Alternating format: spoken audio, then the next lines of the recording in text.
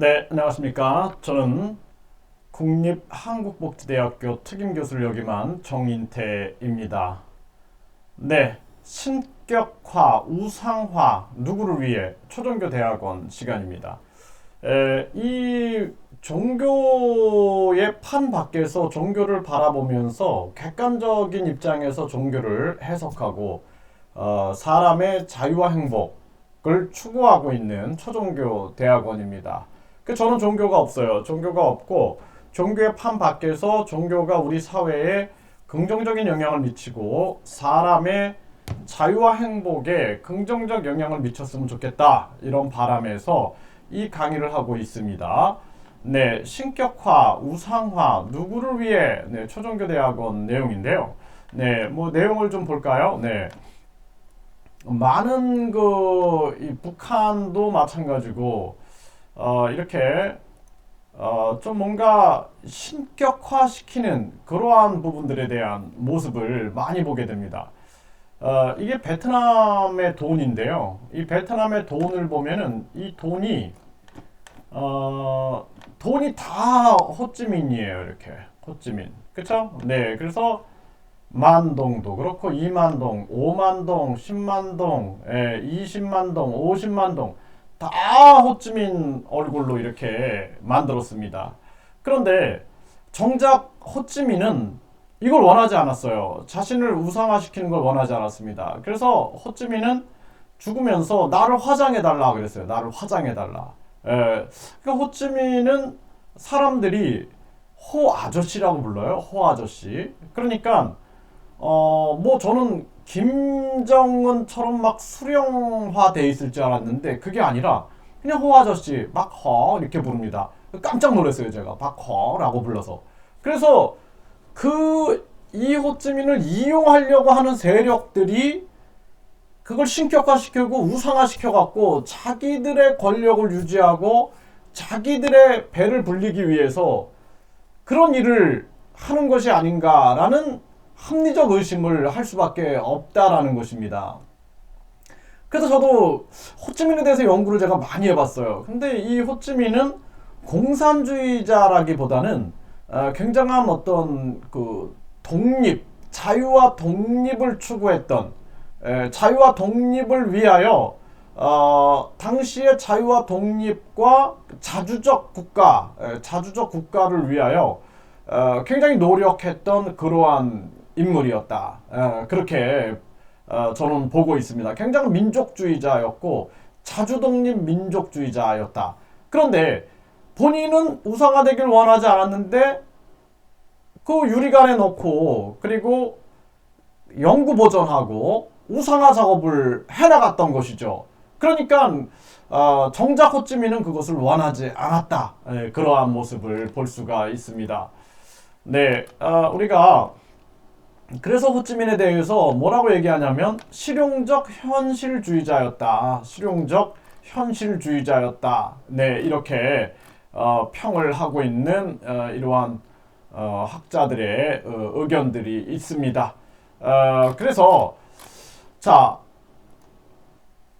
또 한번 볼까요? 네, 이렇게 사람들이 우상화를 시킨다라는 거예요. 우상화. 정작 본인은 그래서 이러한 부분들도 보면은 베트남 건국의 아버지라 존경받는 호찌민 역시 사후에 시신이 영구 보존됐고 베트남 곳곳에 동상이 세워졌지만 이는 본인의 뜻은 아니었다. 호찌민은 유언장에 내가 죽은 후에 웅장한 장례식으로 인민의 돈과 시간을 낭비하지 말라.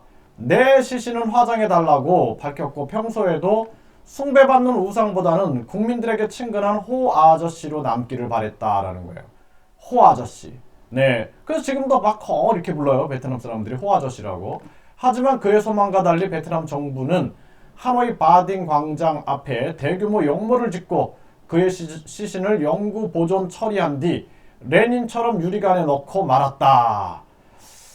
그쵸. 네. 이러한 모습들이 있다라는 거예요. 지금 특별한 날에도 평범하게 직무를, 북한, 김일성 신격화 고조. 이 북한 보세요, 북한. 북한을 보면 잘 알 수 있겠죠. 그쵸. 네. 그리고 우리가 이제 이러한 모습들이 굉장히 많이 드러나고 있어요. 네. 이거 나는 살아있는 하나님, 여신도 암매장한 사이비 교주 구속. 그게 자기를 신격화하는 거예요. 그래서 여신도를 암매장한 사이비 교주가 구속이 됐죠. 그리고 여기 보면 통일교 교주 한학자 대형 조각상을 세워서 신격화했다. 뭐 이런 기사가 나와요. 이런 기사가 나왔습니다. 또 여기 보면은 이만희 만안의 왕 신격화 터무니없는 천년 왕국으로 미혹을 했다. 뭐 이러한 기사가 나옵니다. 이렇게 기사가. 네. 그리고 창 너머 북한 김정은 우상화 본격화됐다. 김정은을 우상화 시키고 있는 거죠. 그렇죠? 네. 그리고 교황청은 북한은 최악의 종교 박해국이다. 이렇게 비판을 했습니다. 그래서 이러한 모습들을 보면서 우리가 여기 보면은 북한보다 더한 우상화 신천지 이만희 교주 그리스 신화 패러디까지 이런 기사가 나오는 거예요. 기사가. 그래서 이제 이러한 일들이 벌어지는데 이렇게 해서 급기야 뭐 이렇게 통일교가 정당을 창당합니다. 정당. 통일교가 가정당을 창당한 기록이 있죠. 네. 그리고 종북 좌파 국회 보내선 안 돼 하면서 기독교 정당들이 창당되기도 합니다. 네. 그래서 뭐 정치적인 도전도 하지만 결국에는 잘 안 됩니다. 네. 우리 국민들이 굉장히 어떤 그 상식과 합리를 쫓기 때문에 뭐 통일교가 정당을 만들었고 역사적으로 보면 기독교가 여러 정당들을 만들었는데 원내 진입에 실패하고 만다라는 것이죠. 자, 일단은 우리가 왜 신격화 우상화를 시키는가? 우리가 베트남의 사례에서도 보니까 베트남 돈을 다 호치민으로 했는데 정작 본인은 그걸 원치 않았다라는 거예요. 그래서 베트남 사람들이 정말 친근하게 호 아저씨라고 부른다고 했어요. 호 아저씨. 진짜 훌륭한 그런 종교인들을 보면은요, 그분들은 자신을 절대 신격화하지 않아요. 우상화하지 않습니다. 예? 또 기업도 마찬가지예요. 기업도. 그러니까 제가 베트남이라는 곳에서 한 33개 정도의 그 지점을 운영하는 중소기업 회장으로 있었는데 베트남 사람들이 저한테도 와서 또 막 제안을 합니다. 교수님이 우리 기업의 회장으로 취임을 해주세요. 그래갖고 제가 취임을 한 적도 있어요. 그 기업의 회장으로 취임도 해보고 돈을 굉장히 많이 주겠습니다. 막 이렇게 하면서 하는데 나중에는 앉혀놓고 신격화를 시켜요. 우상화를 시킵니다. 우상화. 아주 잘합니다. 그런 거를. 그래서 제가 그런 거 하지 말아라. 저는 자전거를 타고 다녔어요. 자전거를 타고 다니고 길거리에 앉아서 그냥 학생들하고 편하게 쌀국수를 먹었어요. 그럼 쌀국수 한 그릇에 대학교 앞이니까 한 우리 돈으로 1,000원 정도밖에 안 해요. 1,000원. 그 1,000원으로 먹고 그러면 만족을 했거든요. 근데 한국인들이 또 베트남인들이 저한테 계속 얘기하는 거예요. 임원들이. 그렇게 하지 마십시오. 회장님이 길바닥에 앉아가지고 학생들하고 1,000원짜리 쌀국수 먹으면 우리 회사 격이 떨어집니다. 그렇기 때문에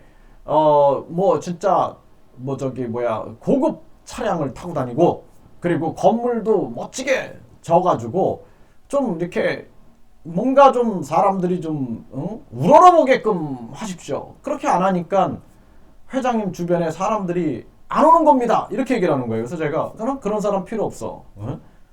내가 어떤 교육회사인데 교육회사의 학생들하고 무슨 회장이 뭐 대수도 아니고 나는 회장이기 전에 난 선생이다. 선생이 학생하고 길거리에 앉아서 쌀국수 먹는 게 뭐가 그게 잘못됐다고 당신들이 그러냐. 그러니까 나중에는 저를 끌어내리려고 뭐 진짜 제 주식이 90 몇 프로인데 또 80 몇 프로인데 그 주식을 그냥 바꿔가지고 10 몇 프로로 내려버리고 저를 음해하는 거예요. 음해해가지고 저를 그냥 매장시켜버리고 이런 걸 한국인들하고 베트남인들이 하는 겁니다. 같이 짜고. 이게 뭐냐면 신격화 우상화라는 것이 이것이 안 된다라는 거예요. 가장 중요한 것은 뭐냐면 진실로 사람에게 다가가는 거예요. 예? 과거에 한번 뭐 부처 석가모니라든지 예수가 그렇게 했나요? 예? 도리어 우상화되는 것을 막 지탄하지 않았나요? 예? 그리고 가장 본질은 뭐예요?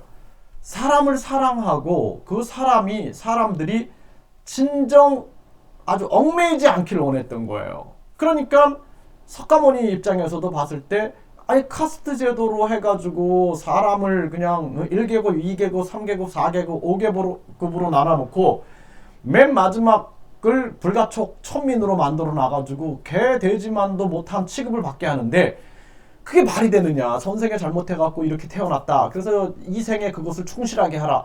그러니까 그렇지 않다.